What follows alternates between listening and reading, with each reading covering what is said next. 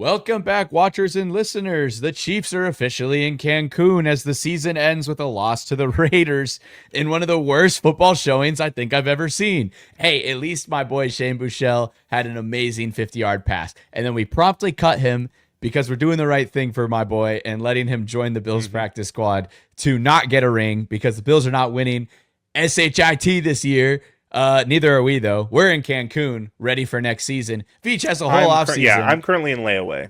My flight is delayed. You're already there in Cancun, as we can see. I'm in the airport. I'm wearing my sweats. I'm wearing my comfy stuff. I'll be on the way soon. Shout out my cousin, Sophia. I think she is getting married in Mexico. Now, I don't think it's Cancun, but, she already knew the Chiefs season was over. Cancun adjacent. Guys, I haven't seen y'all in a long time. It's been so long. Unfortunately, I got the flu over our span of really bad games. Like literally Mahomes gets injured, and then for the Titans game, I have Influenza A, and I miss Christmas. I don't even get to go back home to KC. That's the first Chiefs games in a long time that I fell asleep. Granted, I was heavily drugged up on all the Influenza A drugs that they gave me. I fell asleep in the second half of that game. That Titans game was horrible, Garrett. So it looks like half of our players were also drugged up on the same stuff. So, it's probably similar situations.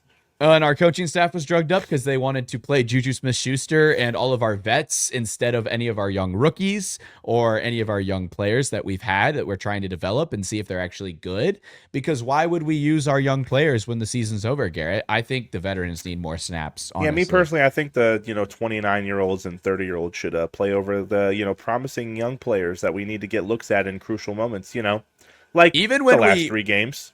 Even when we literally put all of our wide receivers on injured reserve in the last week of the season. Didn't Jalen Royals only get 2 catches in in the Raiders game? It's ridiculous. He had 3 targets, but it's just he had practice squad guy throwing him the ball, then a different team's practice squad player throwing him the ball in the second half. So, I had a good time. I have a buddy at work that I coach with, and he's a Raiders fan. And I have a different buddy that's a Broncos fan. They've been giving me a hard time, and I'm like, you know what?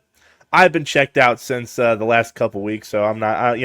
Hey, Broncos ain't winning. Raiders definitely ain't winning, and Bills ain't winning. So I'm gonna be chilling. When they can join us in Cancun, it'll just be a little bit later than usual. Yeah. I will say though, Garrett. We have 3 games to recap, and I'm going to be honest, my fellow Chiefs Kingdom, our Talkin Chop watchers, we're not going to give you an in-depth analysis of those 3 games. Yeah, I bet you I watched them all. I watched them all. We can go in depth about, how much, Cooper McDonald really stood out. I don't know, we're not going to do that. In coverage, he did. Though. He got burnt quite often. But I will say, I will give it up to our younger guys. In that Broncos game on Christmas, keeping it close, not the offense. Offense, not so much. But with the fact that our 3rd and 4th stringers are in there, showing up a lot of heart. That was the most physical I've seen some of our defenders play in probably all year, and it was really nice to see a lot of our young guys go out there and show significant effort and honestly make some really decent plays against the number 1 team in the AFC and the best record in the NFL in the Denver Broncos. Garrett, I will say not only for that Broncos game, I think for the Raiders, Titans, and Broncos game, the young defense really showed up. I think the defense honestly looked almost better when a lot of those guys were out. All of a sudden, Chris Jones started looking amazing. I think it just kind of shows, and we're going to get to all that offseason talk eventually, that this team might not need Trent McDuffie. And one of the surprising standouts of this past 3 weeks, Christian Fulton looking like he's worth money? That's crazy. Maybe not worth $10 million, but he's worth some money. I will say, Christian Fulton has looked decent in the past couple of games, but let's look at the people we've played against. The Broncos? The Broncos, they're a good team, right? They're a good team. I'm not going to say they're a great team, but they're a good team. They're the number 1 seed, Garrett. I totally get that. Totally get that. I think they're in a similar situation to we were last year, where I agree. In a lot of these really close 1-score games, it's like the luck genie came out of our lamp and just floated all the way over to Denver. But yeah. I'm not do I think they're going to get bounced in the divisional? I think they have a pretty good chance of making the AFC Championship, but I don't see them, winning the bowl or anything. But in terms of like offense, I don't think their offense is anything crazy. And with Christian Fulton, the other two games we played, the Titans, bottom team in the league, the Raiders, the bottom team in the league besides us right now, right? So I'm not going to give Christian Fulton too many flowers because, like, when we were in the midst of need to win games, where was bro? Where was he at? He was healthy and active, but healthy scratched. It's just like, but at the same time, we've talked about this before. Does our coaching staff know how to evaluate players? Because we've seen multiple times throughout the season, like, we have these younger guys coming in due to injury, playing better than the starters. Brashard Smith still doesn't get enough touches, dude. He looks lethal in the passing game. He did have some a pretty good amount of really easy drops against the Raiders, but I'm not going to put too much pressure on the kid. But it's like we got guys like Esapole who we let go and had to basically like get lucky enough that the Jets just dropped him and we could bring him back. He played better than Wanye Morris. So it's like, do we know how to evaluate position level on our roster? Because even these last couple of games, we've seen these young guys that haven't gotten a lot of snaps come in on defense and show significant football IQ and effort that we haven't seen all year. Damn, Garrett, this season has blown by because I remember signing Ethan Downs to the practice squad way back at the beginning of the season.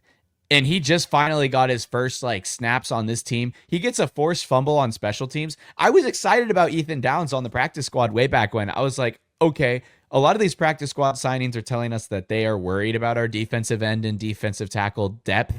And we never saw any of those guys throughout the entire season until the last 3 weeks. They brought up Zach Pickens. They brought up Ethan Downs. Tyreek Smith didn't end up playing. I think he just got some free game checks that they wanted to give him. Respect to the organization for doing that. But there's not a lot you can respect about the organization right now. Matt Nagy's gone. I'm going to say that right now. Yeah, everybody wants to talk about the offensive coordinator situation. It's like that song from Kanye, God Is. It's like, yes, sir. Finally. Garrett's been a Nagy hater. I've been a Matt Nagy hater forever. Finally, he's going to be gone. We'll talk about who we might want to replace him, eventually, maybe a little later. But it's going to be good to get some fresh minds in the offensive staff because it's just been the same drivel for the last 4 years. And I'm hoping we have another Chiefs staff change here soon in our wide receivers coach because Connor Embry is not that guy. Well, Garrett, here's the thing. I've heard so many different reports about so many different ways that this could play out, including your boy Connor Embry becoming offensive coordinator. But I think that was just some guy in our chat who he is pretty plugged in. I'll give him that. But he does report everything he sees, and I think that is baloney. That it would be. You will not find me ever again if Connor Embry becomes our offensive coordinator. I will disappear.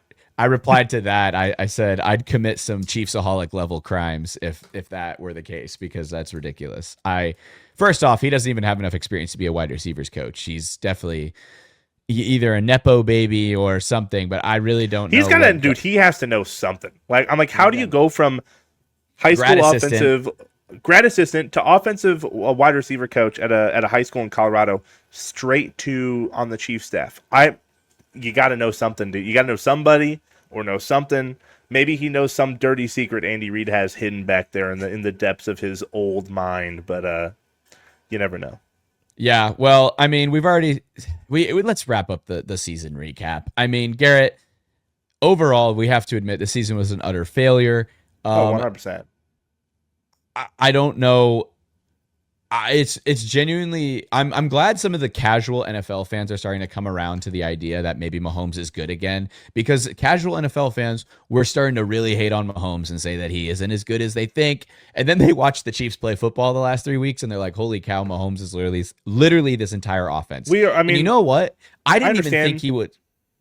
I didn't even think he was the entire offense until these last 3 weeks either. No. And also because of that Film Watchers guy that I love on Instagram, he made that clip that went viral of Andy Reid or Matt Nagy calling the same exact play 4 weeks in a row in the exact same third down and long situation, and it not working 4 weeks in a row by design, but Mahomes had somehow bailed it out.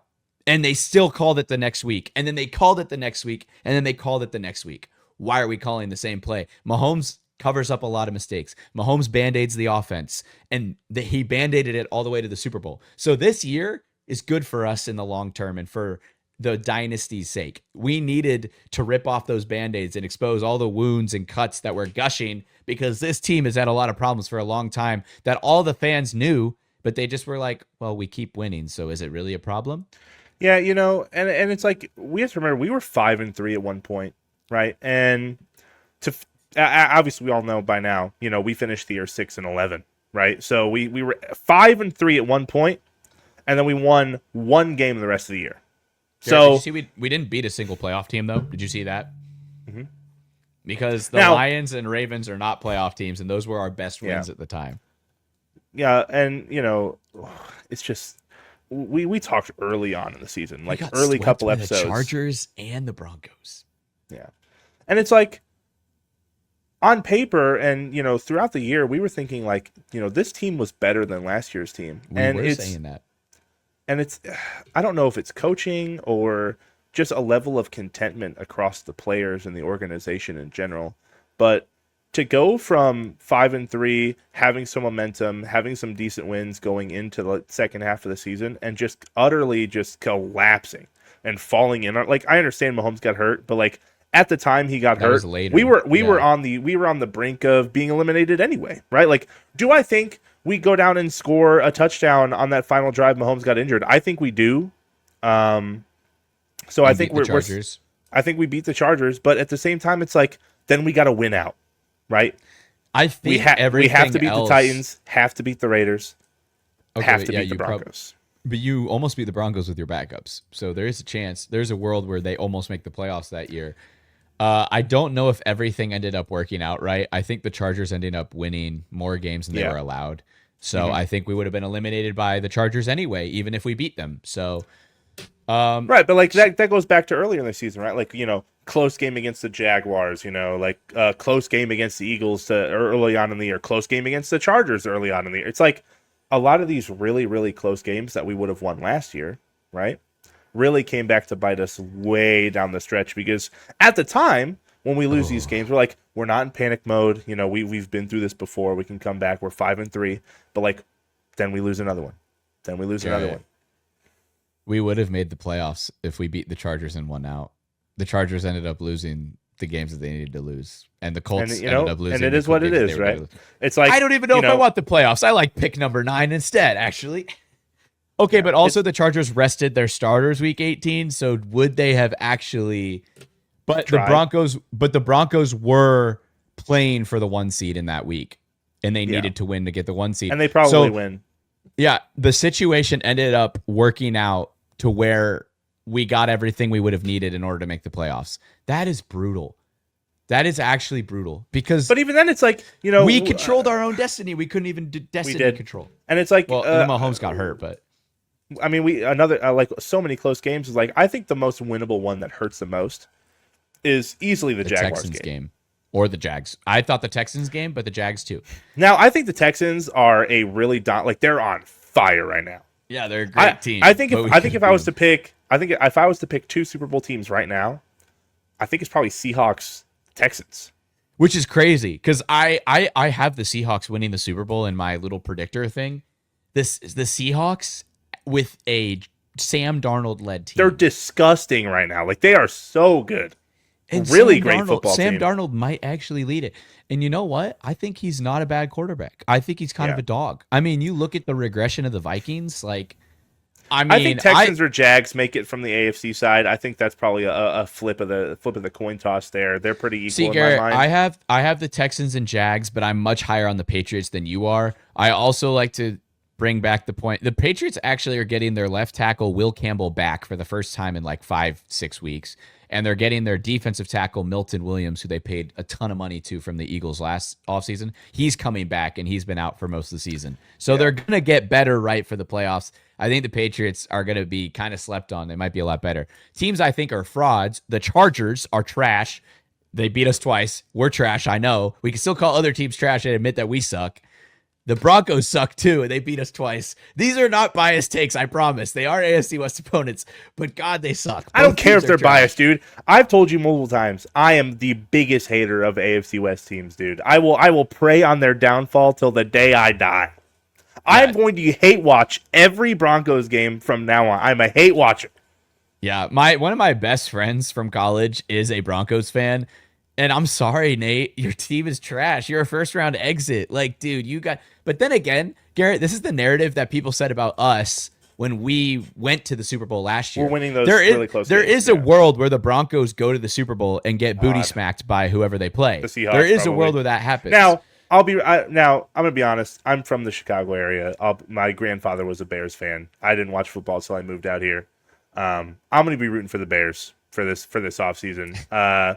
But are they probably going to win it all? I don't think so. I mean, they've had a really good run this year. I mean, they're playing the Packers in the wild card, and that's going to be a crazy game. But Jackson is right. Sorry, we didn't even introduce any of us. You guys know us by now, but I'm David Pokorny from Talkin Chop. That's Garett Aimutis, offensive line coach. Jackson Steele in the background is our associate producer. But yeah, he's like the Broncos can't be first round exits because they did get the first round bye, as I did say earlier in the show. Don't care. They're going to be second round exits. But yeah, sorry, you were saying. Yeah, I mean, a Bears game is going to be really good. I mean, I just don't really see anyone beating the Seahawks before the Super Bowl. Like, it's just they are such a well-rounded football team right now. I like the Bears. Their year is next year. I think this year they're really good, and I do have them going far. That loss to the 49ers was brutal. They just need some more defensive pieces, I really think, because Caleb Williams can get it done, man. And Luther Burden Jr., or I don't even think Luther Burden the third. The third, yeah. Which I guess technically is Luther Burden Jr., but okay, well, you need to get him in fantasy next year. That is going to be so. This year, I won a fantasy league, guys. If you're all curious, JSN was my top target in almost every single, and I had him in all 6 of 7. Fucking, I had him in 6 of 7 leagues, and that is a true stat. It is not a funny number.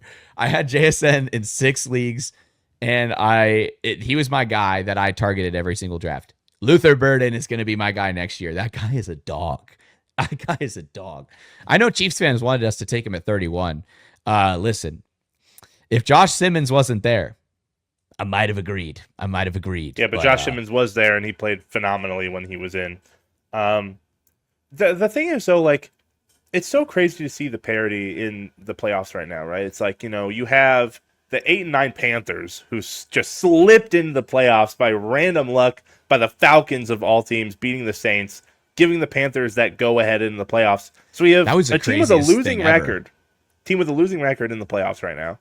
And then we have the NFC West, where 3 of the teams are 12 wins or over. Like, it is just an absolutely absurd playoffs this year, and I think it's probably one of my more favorite playoffs, at least in recent memory. I mean, there are just some really great teams that haven't really won it before. I mean, Garrett, you're right. You're absolutely right. So one of my friends does TikToks as well, and he said this is one of the best NFL seasons of his lifetime, and like, he's probably right. Like, as much as I hate to say that, I mean, no Ravens, no Bengals, no Chiefs. It's like, the Bills aren't even that good. Like, the Bills aren't even really that good. It's like it's like the downfall of all of these really successful teams of the early the late 2000s. Well, but you have the Patriots coming back, which is a great story too. Yeah, obviously, I wish the Eagles would have missed the playoffs. Would have made this probably the best playoffs of all time. But yes, agreed. It is what it is, and the Eagles are pretenders too. The Eagles are not. How the heck? And that's what made me not believe in the Bills this year. How the heck do you lose to the Eagles like that? That is just the worst game ever. I think if we look at it in terms of like best to worst, right? Best case scenario Super Bowl, I would love to see like a Panthers, like Panthers Jags or Panthers Texans would be awesome. That'd be such a fun Super Bowl to watch. I think worst case scenario, Eagles Patriots. Like that would be the most boring, like lame Super Bowl. Eagles Broncos is way worse than Eagles Patriots. Yeah, I don't care that the Eagles Steelers, dude. Eagles Steelers would be gross. I have sympathy for Patriots fans now. I get it. When your team is the best, you just get all the hate in the world. So like for those Pats fans who stuck it out with the Drake May stuff, you're about to get a bunch of bandwagons now. I've seen you guys can take ours. Take them. We don't want him anymore. Well, we're still gonna have the Swiftie bandwagons, but that's okay. You know, it's we can have those guys. But honestly, I'm okay with really any Super Bowl matchup as long as it's not the Eagles. I'm an Eagles hater. Like, I think if the Broncos lose in the Super Bowl, great. I don't want the Eagles to even have a chance. Don't want them. I do not want them in a bowl again. Well, if they go back to back, you know how annoying that's going to be already. Oh my God! Like exactly, Garrett. You see, they're already the worst fan base of all time, and I get it. I get it. Now that we're bad in this era, I understand. When we were bad in our era, when we were always bad, we never had haters. Like we just were the haters. We're like, oh, I hate how the Patriots keep winning. Tom Brady is such a fraud. Dude, that one season. I can't believe we lost to the Colts again. It's like, dude, yeah. Oh my God! If I can't tell you how nervous Eagles I was. Broncos would just make me cry, dude. It should be the worst Super Bowl ever.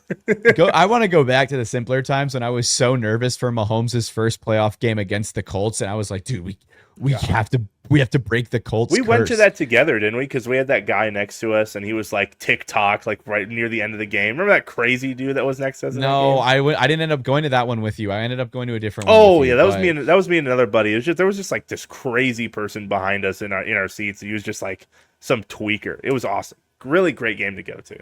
Yeah, wasn't it a little snowy for that game? It was definitely cold. It was snowy. It was the curse breaker game. We went to the snowy Seahawks game where my beer was freezing upon exposure to the elements. It was crazy. Yeah. And it's like that was the year, like we hadn't had a home playoff win in Arrowhead up to that point for like what 15 years or something like that. It was insane.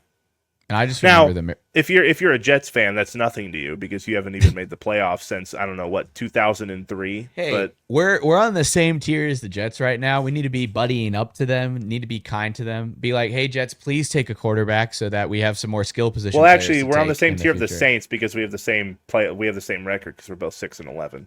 But yeah, we're on the same tier as the Bengals. It's funny because honestly, out of the Saints, Bengals, and Chiefs this year, I would argue the Saints had the best season of the three teams.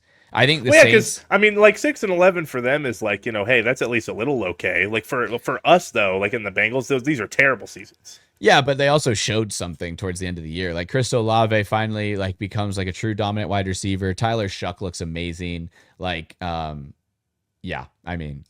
Jackson, associate producer Jackson is giving us stats on when the Jets were last in the playoffs to be mean to them. Yeah, when was the last? No, when was the last time they won a playoff game at home though? I think that was like the thing. I was like, they haven't won a home playoff game in forever.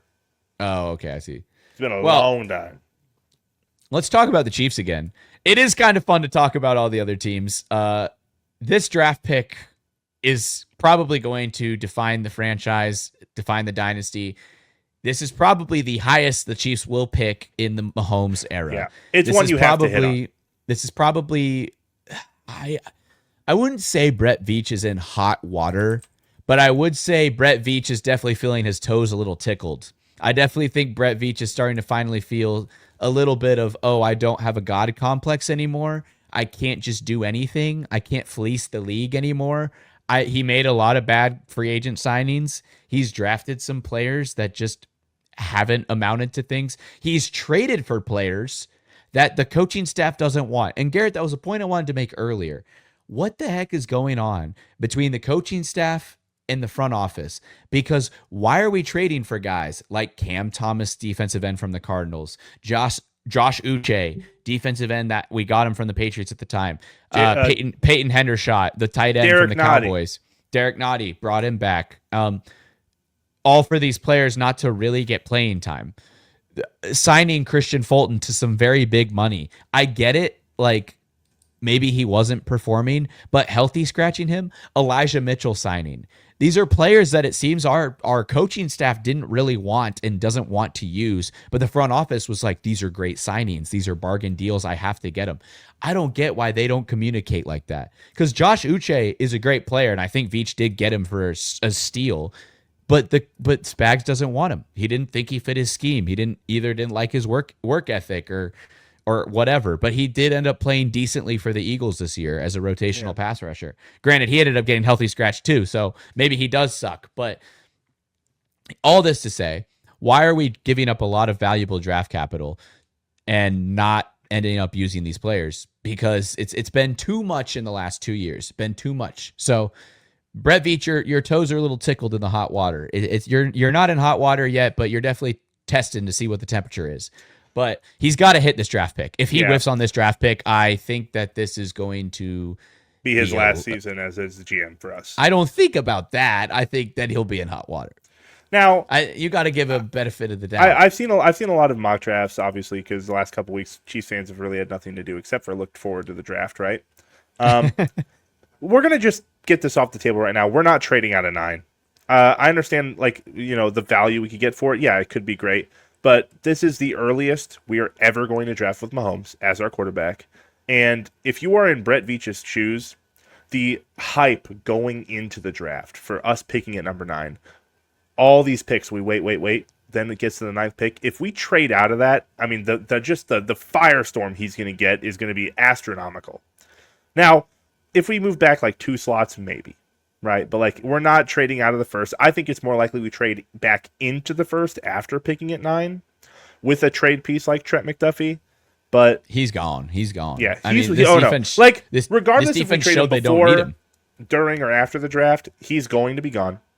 I love Trent McDuffie. I'm a McDuffie guy, right? But with the contract coming up, with the value we can get out of him, I just really don't see us keeping him at all. Value we could get out of him. Garrett, did you see what people are projecting we get? A 2nd rounder and a 4th rounder is the projected value for him. Now, I understand. I think we can get a late for like a 26, 28, 29. I think we can get something like that for him. But then some people on the opposite end of that spectrum, we're gonna get the same value as Sauce Gardner. It's just not gonna happen. Absolutely. No. Sauce Gardner was on a friendly deal. Complete friendly deal, completely different situation, and he's an outside corner, which McDuffie is not. He's a slot corner. You're right. He plays a different position, a more valuable position. Two completely different things, right? So I think we get a late first. I think we trade back up into the first round this year, possibly depending on how the board falls.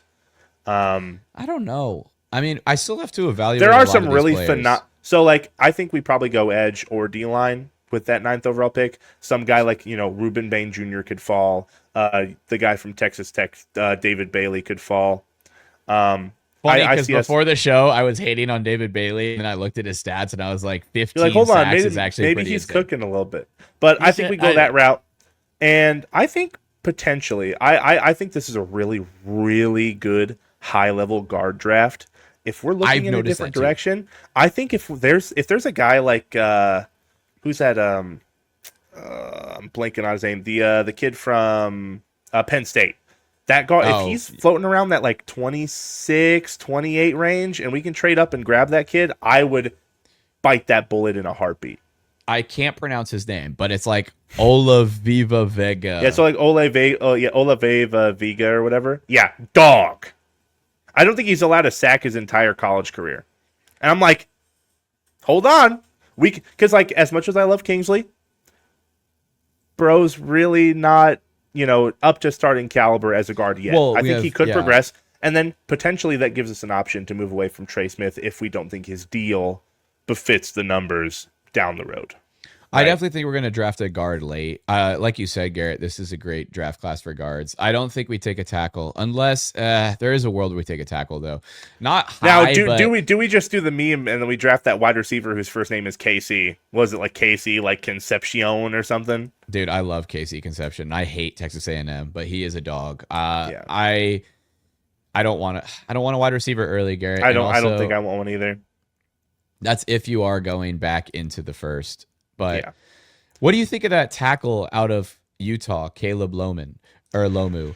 Because I will say before you get into your thoughts about him, that you, and I'll give myself some credit for this take too. You were very right about last year's offensive line class being full of studs, and everybody else, all the analysts were saying that O-line class is so ass. This O-line class, it's really sucks. not. The last year's O-line class was so good. Even our young guys that we got late in the pick, like CJ Hansen, he's played pretty decently well whenever he's had to get reps. Well, that was the year before. That was the year before. And then we got Hunter Nuorzad, which year before. That was the year before. Yeah, Garrett, this season blew by. it really did. It really did blow by. But we only took Josh Simmons, dog. right? But all the O linemen, like the Bears got a left Gray's tackle Abel. in the third round. Dog. Gray's Abel your is favorite a dog. guy. I love Gray's Abel. Seahawks, you got so lucky. That's such a good pick. But you got Donovan Jackson from the Vikings. You got, oh my God, Kelvin Banks for the Saints. People said he should be Rookie of the Year. Like, there are so many offensive linemen in that last class. I will say, I think the one lineman that was drafted in the first round that was just a miss was the Commanders tackle. But that's we were hating on him too. But he could get better. He could get better. He's playing a position he's not used to. He got moved from left tackle to right tackle. Like that there's a learning curve there. I'll give him some benefit. Yeah. And with the kid Caleb Lomu from Utah, it's like I think the numbers show that he can play well. It's just like when you look at the games he's played, right? It's like what was his? I look at when I'm looking across at tackles, like where did they struggle, right? His one really like standout bad game that you could really check in on is Texas Tech, and they're loaded with edge rushers, right? So it's like they have two projected first round edge rushers. Right. So if you compare that, right, it's like if you're drafting a tackle, you're looking to how can they compete against NFL talent, which I would say most edge rushers you should compare with first round talents, right? Because those are your premium positions. So if he's not performing well against first round talents, when the majority of edge rushers you're going to be facing, especially in the AFC West, are these really dominant first round talents, is that a guy you go for? I don't know. I haven't really looked too much at the tape yet. I've looked a little bit. I'm probably going to go more in depth closer to the final bit of the season. But I mean, well, and then they have the other Utah tackle, Spencer Fanu. I just don't really see us going tackle that early. I agree, and I know that a lot of people want us to. But listen, I mean, if you cut Jawan though, I mean, you do have Jalen Moore as your right tackle for a rental of 1 year. You could and you have Josh Simmons left tackle, and honestly, like you could draft another one. I mean, we have guys like Esapole who could take an entire offseason and learn that right tackle position. I'm more of a fan of when we talk about flipping positions, right, like left tackle, right tackle in season. That's not going to happen. But if you are moving over during an entire offseason worth of practices and preseason and getting all these these camp reps, that's fine. But if you're talking about, hey, middle of the season, it's week 10, I'm going to move my right tackle that's only worked right tackle all year to left tackle, it's not going to work. Well, I think that's what they did with Jalen Moore was this offseason they tried to transition him to right tackle. Or did they do it for left? I don't know. He might be playing both because they probably had him prepare to be the true swing tackle. Like he probably was an Andrew Wiley. And he is. And I think, honestly, that's a great comparison for Jalen Moore. He's an Andrew Wiley type guy. Like he knows how to play left tackle. He knows how to play right tackle. He's the backup swing tackle for a reason. If he was the starting right tackle, I do have a little bit of concerns just because it just really, throughout his career, even with the Niners, he just isn't as good of a right tackle as a left tackle. There is a pretty big leap in terms of talent when it comes to that. But at the same time, he was working as that backup left tackle the majority of the offseason, right? So it's like, I don't know. I'm going to give him one more year, especially since we have him for the rental. I don't think we need to go out of our way and draft a tackle out of the blue. If one falls, I could see us taking one in the second. What's great about our second pick is it's pick 40. It's not pick 41 because for some reason, I guess when you have the same record, it flips in the next round. All this draft stuff we never had to know until we had a high pick. Yeah, it's now we're usually picking 31 or 32. It's like one of the either or. But when it comes down to it, it's like honestly, I see a lot of people being like, this is not that great of a draft class. I'm liking a lot of the draft picks that could fall into our lap. I think the pick 40 range is going to be the better pick if we don't end up getting one of those top guys that we want at pick 9. Yeah. I do think this is I think there's about 8 or 9 guys that are really elite in this class, and then there's some steals in the late first, but the rest of the first round doesn't look that good to me. And then I think there's some steals in the early second. So I really do like where I'm picking, but then I think it's a deep class. I think there's steals all across the board. There are so many names that I recognize in this draft class that are going in the 3rd round, the 4th round, the 5th round, 6th and 7th. I like if we can't get Jeremiah Love, and I know everyone wants to talk about Jeremiah Love. It took us 35 minutes of talking chop before we talked about Jeremiah Love. because Garett and I have different opinions on Jeremiah Love. I was in the boat with Garett initially of I do not want to take a running back at pick 9. We have a premium pick for a reason. We should not take Jeremiah Love at pick 9. But I'm more in the boat now of we can't afford to miss this pick. I know Jeremiah Love is going to be a dog no matter what. I have wanted Jeremiah Love on this team for 2 years, and he kept never declaring for the draft. And I wanted him when he was underrated, but now that he's rated properly, it's going to be expensive to get him. I just want Veach to hit this draft pick. And if it takes getting Love, and if certain guys are off the board that I think are going to be surefire, right, blue chip talents that you know are going to be good, then you have to take Love. At the same time, though, if you don't trust your GM and you're like, you have to take this guy because it's the only way it's going to work. Like, it's the only way you're ever going to be able to hit this pick.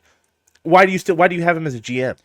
But that's not what I'm saying. I'm saying if the blue chip players are gone and Love is the only blue chip player left, then you have to. Well, yeah, if a guy like Bain Jr., David Bailey, like they're gone, like that's fine, right? And they very well could be. They very well could be. Like, you know, But here's the thing: I would rather take those two, Caleb Downs, or even a guy Peter Woods. I would take all 4 of those guys over Jeremiah Love if they were there. Yeah, well. And if they're not there, cool. We'll take Jeremiah Love. But like, if those 4 guys works out, those 4 guys might be gone. Because PFF has a wide receiver getting taken before our pick. I don't see a wide receiver getting taken that high. Maybe Jordan Tyson is that guy. I just don't see it. But if a wide receiver doesn't get taken, then basically you're sitting with Jeremiah Love. Yeah, but I've seen a lot of mocks. We'll talk about this real quick. I've seen a lot of mocks where Jeremiah Love goes number 3 to the Cardinals, and I will feel so bad for Arizona fans if you waste the number 3 overall on a running back, which he'll be great, but like of all the things that you could draft, I'm not taking running back. Yeah, the Cardinals have a lot more needs than us, and that's the thing. It's like, well, we also have a lot of needs now. We're going to completely retool the roster. You just need to get a stud. My personal pick, if I got to pick any of the reasonable guys, I mean, Arvell Reese is going to be gone. So, and that's who the Cardinals should take at 3. That is one of those blue chip prospects. Caleb Downs is a blue chip prospect. He's a safety. I get it. The NFL doesn't value safeties as high. That has been our weakest position all year. But at least they didn't used to value safeties that high. Now you have a pass-heavy league. You need a safety, and Caleb Downs is more than a safety. He's a defensive weapon. He flies all over the field. You see some of those teams with top-end safeties and how they're in the playoffs. Like, I feel like in this NFL, you need a top-end safety. Brian Cook, I think, is actually on a free agent, and Jaden Hicks doesn't get to play football, and Mike Edwards is a Band-Aid. And so we've been talking about Band-Aids all season. You know, people undervalue safeties. It's like, who is the one player every time we play the Chargers that you hear their name every single defensive Derwin James. Derwin James. Game changer. And if you have a dog at safety, like just locking down that deep part of the field, it makes everything so much easier. Easier. And Caleb Downs had 2 forced fumbles in that playoff game that he just played. Like, he is a difference maker. Granted, Ohio State didn't win that game, but that wasn't because of him. He was doing everything he could to win that game. People said he disappeared. 2 forced fumbles, game changer. I mean, that's what I want with pick 9, is just somebody who is going to be like, yeah, that's a household name. That's a talent. That's a blue chip prospect. That's somebody you know is going to be good for years to come. Because, Garett, I had this talk with someone in our group chat recently. If you really think about it, maybe our schemes previously, not anymore, had really been covering up the lack of talent on the roster. We don't have a lot of household names. The Eagles, everybody knows who Zach Bond is. We don't have players that like get that name recognition like even Zach Bond gets. But they get paid like him, which is the weird part. That's the problem. Yes, we have players making money like Zach Bond, but they're not household names. I love George Karlaftis, but he's not the same name as even some of the guys that the Eagles have traded for recently, like Jalen Phillips. Like, it's crazy to me how like our players aren't getting that household name recognition, and that might be because they're just not performing to a level. Which is really a testament to Spags' defensive scheme, right? But it's like at the same time, it worked the first couple of years because, you know, when a brand new magician enters the field of the public view, like his tricks are really new and no one knows what they're doing. But after a couple of years of him performing the same tricks over and over, everyone starts to see the magic start to just fade, right? Yeah. I mean, I still think Spags has got it. I think once he got those new guys in, everything looked fresh and a new defense again. But it's like, honestly, it could be that you can't keep covering up a pile of garbage until you start smelling it, right? Hey, it's like Shamari Connor looked good again. He looked like a good player again. And it was never going to be a household name. It was against Raiders and third stringers. But he picked off Kenny Pickett. Like, okay, well, but hey, I mean, yeah, Shamari Connor, Brian Cook, nobody knows who those guys are except Chiefs fans. Like people don't even know Jalen Watson who are not Chiefs fans. Like, and he's a good corner. He's a solid corner. Like, but it's like, do we really have that talent? Like, if Caleb Downs goes to the Chiefs, people know who Caleb Downs is. And I think that's why every NFL fan and their mother are creaming over the idea of Jeremiah Love on the Chiefs, because they all know who Jeremiah Love is. They all saw the 100,000 love me edits on TikTok and Instagram of Jeremiah Love. They all saw those edits, right? But it's like, he would be so good though. He would be so good on this team. I know he would be so good, so amazing. But you know who else would be really good? If we drafted a guy like Caleb Downs or a guy like Peter Woods, and we just got Breece Hall in the offseason. Yeah, I know you want that too. Here's the thing though. I'm not that high on Breece Hall. I know our associate producer Jackson Steele is going to come in here and start praising Breece Hall. Okay, he is before he does that, I'm going to immediately counteract what you just said. Just to clarify how bad the Jets' offensive scheme is in total. Breece Hall is a phenomenal running back. Garrett Wilson left the Jets week 6. He is still their leading receiver. I saw that. The Jets are the worst football team since forever. I'm not going to give Breece Hall any negatives until he gets out of there and shows what he can do on an actual football team. If there was like regulation that like soccer teams do, Jets would be one of the first to go. They'd be downgraded, and like, Indiana would take their place. You know what I mean? It's like, we need to figure something out with the Jets because they are terrible literally every year. And you know what, Garrett? What if Veach is just a mastermind and we were all hating and doubting? He didn't want to trade for Breece Hall in the middle of the season because he already knew the season was over, and he wanted pick 9 and Breece Hall because you could get him in free agency. It's just so crazy to me that Garrett Wilson had under 400 yards receiving, and it was week 6 he left. They had 11 weeks to get a guy over him, and they didn't do it. Who was like, because they had to trade. It was a tight end. Oh, Mason Taylor was okay. Yeah, I think he was the second guy. I do think Mason Taylor should have passed him because he had been crazy there the whole time. Like, but that shows absolute incompetency at all levels. They never had a wide receiver 2 to begin with until they traded for Adonai Mitchell and they traded for John Mechie, who actually looked okay. They looked pretty solid. I will say though, actually, Adonai Mitchell had more weeks than Garrett Wilson did on the Jets. He had 11 weeks. 11. Oh, Adonai Mitchell got traded at the trade deadline. So trade deadline. 10, so like 10, what? Or 9 so or 10. That's still 10 9, compared 9, to 6. 9. I'm just saying. 8, regardless, maybe, with a bye week, we don't know when they had their bye. But yeah, okay, regardless, yeah. We know 2020 was the good Breece Hall year for Iowa State. Yeah. Whatever. But yeah, thank you, associate producer Jackson. We get. He loves. Okay. Okay, Garrett. If I love him Breece too. Hall, I love him too. Either way, you will see a new running back on the Chiefs next year. I'm sad because I have a Pacheco jersey. I need to stop buying jerseys. Because I'm cursing our players. I have an Xavier Worthy jersey. I have a Kadarius Toney jersey. I have a Mike Pennell jersey. And I have an Isaiah Pacheco jersey. And all those players are going to be gone. Oh, and I have a DeAndre Hopkins jersey. So I need to stop buying jerseys because I'm cursing our players. Our running back room next year will be Breece Hall, Brashard Smith, and Kareem Hunt. That will be our running back room next year. Or Jeremiah Love. No. Emmett Johnson. I haven't gotten to talk about this guy. Everybody and their mother is so hyper focused on one running back in the draft. Guys, what happens if we don't take Jeremiah Love and we don't get a free agent running back? You need a running back still. Emmett Johnson is the only other running back in this draft class I think is worth drafting at all. And he is the dog out of Nebraska Cornhuskers. Listen, I know I am biased towards the Cornhuskers, but I've watched a lot of bad Nebraska football. He is probably the best Nebraska player in the last 10 years on that team. He is a stud. 1,800 yards last year and 12 touchdowns rushing. This guy is a beast. He can receive, he can run, and that's all I'll say about him. We'll talk about him more all offseason because this will be my draft crush. And wherever he goes, I'm drafting him in fantasy because that guy's a dog. Incredibly underrated. Now, we got Kareem Hunt the third round. That's about where Emmett Johnson's going. Also, Emmett Johnson won the fan vote for Heisman for a couple weeks in the season. He is a dog. So I just will say that, guys, if we don't get Jeremiah Love and we don't get Breece Hall, the season's not over. There's always a solution out there. Also, this is a good free agent running back class, Garrett. Isn't Rico Dowdle a free agent? I wouldn't hate Rico Dowdle. I don't think that's like a There's zero solution. chance they let him walk, right? Like, there's no way.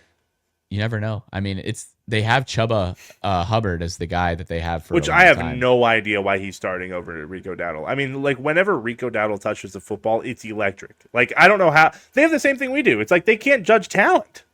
Yeah. Like, I'm like, you see what Rico Dowdle is producing when he's on the field, and you're just like, nah, let's go for washed and, chopped Chuba Hubbard. It's like, okay, buddy. The thing is, though, is they eventually did go back to Rico Dowdle. Like, they did eventually go back to him. And then Chuba had one good game, and they went back to Chuba. They're like, yeah, he's back. He's back. And then now they split the backfield, and it got all messed up again. Running back, and that's why I hate the Chiefs running back room, how we do it. Running back is a position that, yes, by committee, in theory, is like, oh, that's awesome. But you need a groove guy. Work. You need a guy to be able to get into the groove, get like 15, 20 carries a game, and then get consistent. It's Derrick Henry has a lot of games where he only has like 20 rushing yards through 10 carries, but you still keep feeding him the ball, and eventually he ends the game with 150 because you got to keep giving your running back the ball because it takes time to learn the defense, and it takes time to start building momentum. It's like loading up your running back. Yeah. And we never give our running backs enough carries to get any sort of momentum going. And that's where we could talk about the offensive coordinator position, Garrett. Matt Nagy is probably gone. Who do you want to replace him? I mean, I think the easiest front runner that I think the biggest news right now is Cliff Kingsbury, which I could honestly see. I mean, that he does have the connection from Texas Tech to Mahomes, and looking at the Commanders' offensive production the last couple of years, it's like it hasn't shown anything too crazy. But at the same time, it's like either the Commanders are 90% hurt every year, or they don't have their, like, Jalen Daniels is just like, made of glass. So the dude always goes down. It's like you got Marcus Mariota leading your roster. It's like, are you really going to be that successful regardless if you don't have like your major components? I think if we go back, and honestly, we just bring back air raid, brother. Let our receivers get their routes back. Our scheme has been, let's break down our wide receiver room into niche products, and that's all they ever do. They are not going to learn more than 4 routes, and that's all they're going to do the entire season.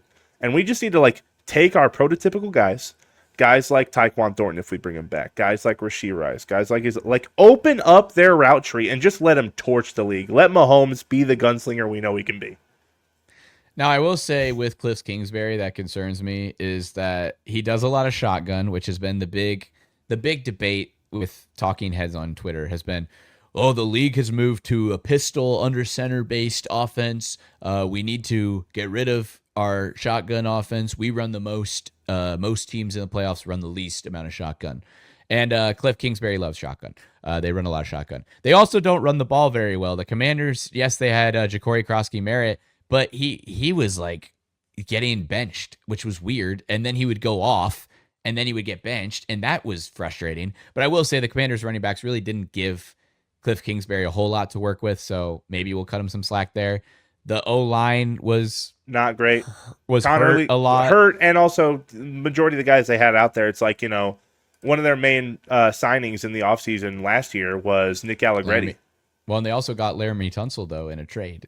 But which, he is he's low-key a penalty washed. Merchant.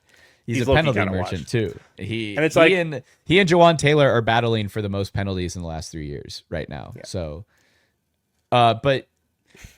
Yeah, with Cliff Kingsbury, I saw the report by Nate Taylor, he's not a friend of the show. Sorry, I like his work. One of the few that I think knows what he's talking about out there. Nate Taylor said if Mahomes wants Cliff Kingsbury, it's going to be really hard for Andy Reid to say no. Basically meaning like if Mahomes gets his heart set on that, they're going to have to kind of make him happy. And I'm okay with that because at this point, You just got to make Mahomes happy.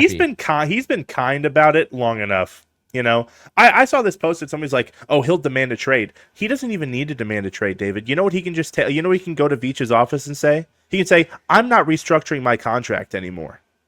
Oh yeah. That would cripple us immediately. He doesn't even need to request a trade. He'll just say, "I'll just stay here, play, keep my money the way it is, buddy. Get me my offensive coordinator." That's all he has to do, and he'd be in the palm of his hand. So basically, it's already confirmed. I would say that Matt Nagy is gone. It's reports are that even if he does not get his desired head coaching position, he will look for offensive coordinator somewhere else. That was a report that came out. It's kind of the quiet. Excuse me. It's kind of the quiet firing. It's kind of what happened to Eric Bieniemy. Now here's the report with Eric Bieniemy. Eric Bieniemy has interest joining the Chiefs as the OC. So far, we do not know what the Chiefs' interest is in bringing back Eric Bieniemy. I like Bieniemy. I think. Look what he did to the Lions running back room. Just alone. He was on the Bears. You mean the Bears? Oh, Bears. Sorry, the Bears running back room. It's like you're right. They have not had like phenomenal running backs, but I mean, he made them look like dogs. You're right. Kyle Monangai and DeAndre Swift had a resurgence. Went crazy. Well, sorry, not a resurgence. Kyle Monangai was a 7th round rookie, and he looked amazing. How many yards did Kyle Monangai have? Because he was a 7th round rookie that we could have had instead of Rashard Smith. I love Rashard Smith, and I do not hate that pick. 783 yards for Kyle Monangai, a 7th round pick. 7th rounder. As the second running back on the team. Yeah, that's pretty good. That's pretty insane. We were talking about running back committee not working. It does work for them. How many did DeAndre Swift had 1,000 yards, right? Because damn, Eric Bieniemy might actually fix the Chiefs running back room. You never know. Now imagine bringing Bieniemy in and having Breece Hall and Rashard Smith back to back. Swift had 1,000 yards and 9 touchdowns. So look, Garrett, I think Eric Bieniemy, I'd love to have him back as a member of the staff, but not as an offensive coordinator. I think if he can't make a lateral move, we'd have to promote him some way. Maybe make him like an assistant coach and running game coordinator. Let me ask you this, David. What scares you about him becoming the offensive coordinator again?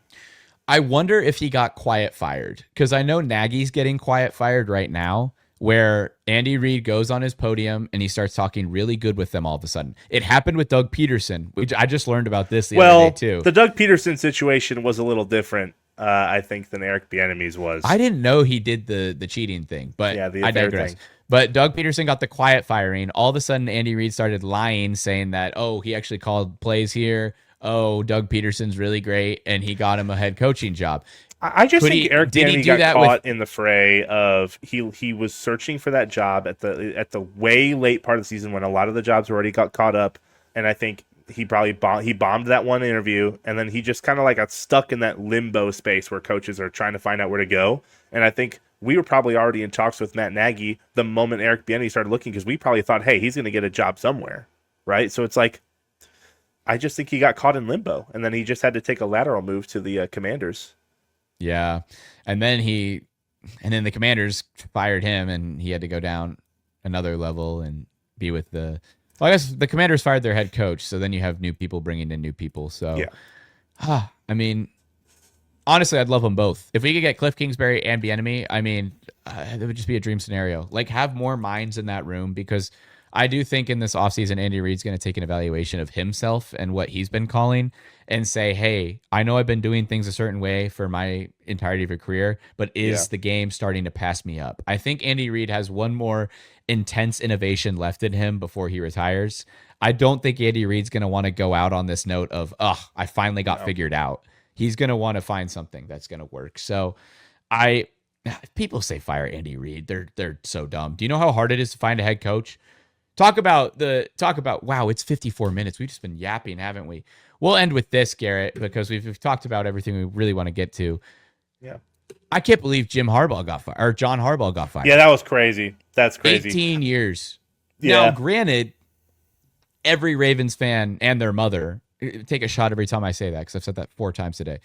Every Ravens fan and their mother has wanted John Harbaugh fired, and he's a good coach, but hey, Sometimes the game passes you up, you lose the locker room like he apparently had. Fired because of a missed field goal to miss the playoffs is kind of crazy.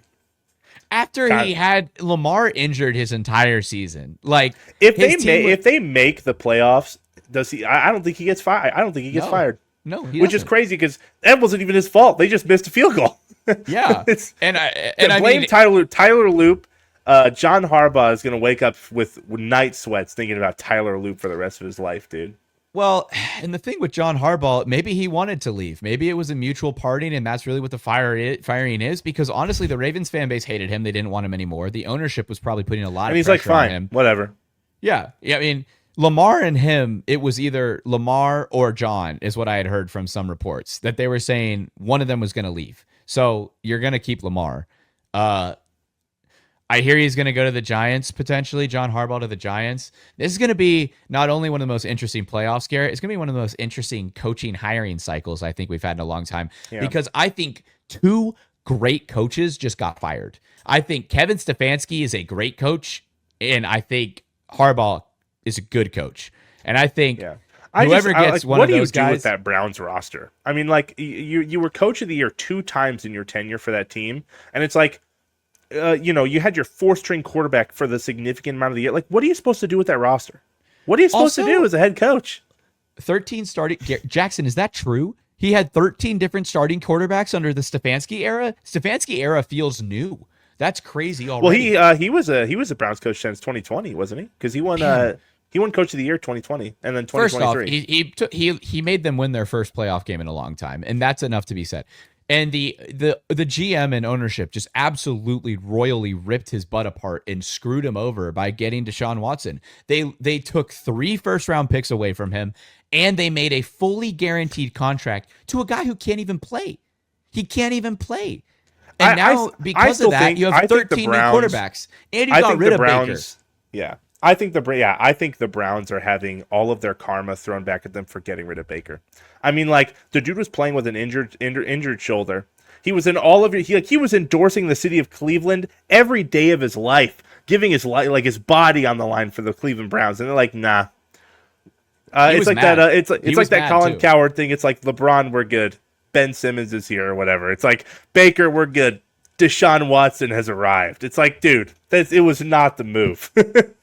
No, and like, I almost feel bad for the fans. I don't feel bad for the ownership. If you're a fan, I don't think you wanted to lose Stefanski. Yeah, he was only coach there for 5 years. Jackson just said 2020. You were right, Garrett. But it feels so recent, and it also feels like he had a lot of success there. 2-time coach of the year. Also, you know what it reminds me of, Garrett?